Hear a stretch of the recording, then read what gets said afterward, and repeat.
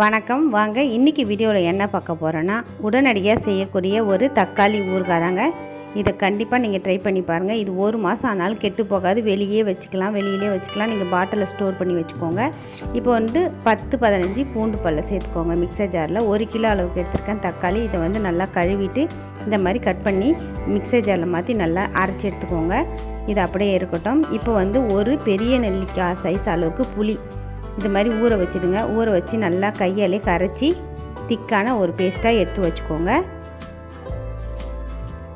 இந்த மாதிரி எடுத்து வச்சுக்கோங்க. இப்போ நம்ம எப்படி செய்யலான்னு பார்க்கலாம். இப்போ ஒரு அகலமான கடாயோ இல்லை மண் சட்டியோ இல்லை வானலோ எடுத்துக்கோங்க. நான் மண் சட்டியில் தான் செஞ்சேன். இப்போ நல்லா நல்லெண்ணெய் ஒரு 200 ml அளவுக்கு நல்லெண்ணெய் விடுங்க. நல்லெண்ணெய் நல்லா காய வச்சுருங்க. இப்போ அடுப்பை ஆஃப் பண்ணிவிடுங்க. ஆஃப் பண்ணிவிட்டு நீங்கள் கரண்டியில் மொண்டு விடுங்க.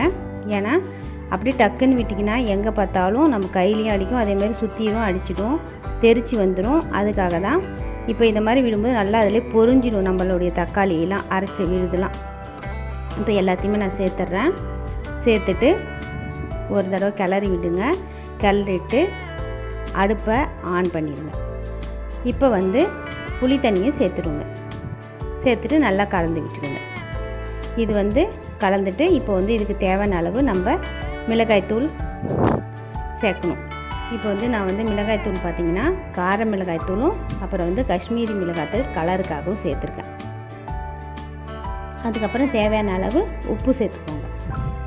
நல்லா இதுக்கப்புறம் தான் நமக்கு கொஞ்சம் வேலை என்னென்னா லோ ஃப்ளேம்லேயே வச்சு கிளறிக்கிட்டே இருக்கணும். நீங்கள் மூடி போட்டு வச்சிங்கன்னா தண்ணி விடும். அதனால தான் நான் இதை ஓப்பன்லேயே கிளறிக்கிட்டே இருக்கேன். மூடி போட்டுட்டிங்கன்னா தண்ணி விட்டு சீக்கிரமாக கெட்டு போக நிறைய சான்ஸ் இருக்குது. அதனால் நீங்கள் மூடி போடாதீங்க. இதே மாதிரியே ஓப்பன்லேயே வச்சு கிளறி விட்டுக்கிட்டே இருங்க. பாருங்கள் எண்ணெய்லாம் நல்லா பிரிஞ்சு வருது பார்த்தீங்களா. இப்போ குழம்பு மாதிரி இருக்கும்.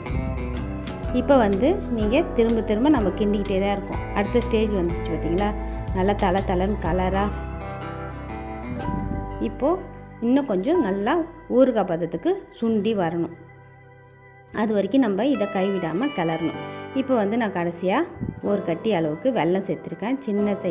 சின்ன ஒரு அரை நெல்லிக்காய் சைஸ் அளவுக்கு சேர்த்துருக்கேன். இப்போது இன்னும் கொஞ்சம் சுருண்டு வரட்டும்.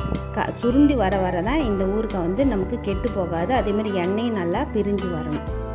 இப்போ நான் இதில் வெந்தயம் அப்புறம் கடுகு பொடி இதெல்லாம் தேவைப்பட்டால் நீங்கள் சேர்த்துக்கோங்க. நான் அதெல்லாம் சேர்க்கலை. அது சேர்த்தாலும் நல்லா டேஸ்டியாக இருக்கும். இல்லை நீங்கள் இப்படியே வச்சாலும் நல்லா டேஸ்டியாக இருக்கும். நான் இதில் சேர்க்கலை.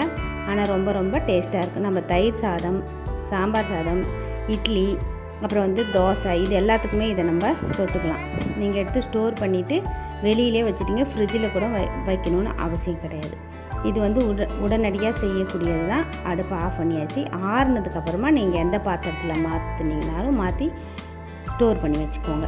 அவ்வளோதாங்க. சூப்பரான தக்காளி ஊறுகாய் ரெடி ஆகிடுச்சு. இந்த வீடியோ பிடிச்சிங்கன்னா லைக் பண்ணுங்கள், ஷேர் பண்ணுங்கள், கமெண்ட் பண்ணுங்கள். இன்னொரு வீடியோவில் பார்க்கலாம். நன்றி.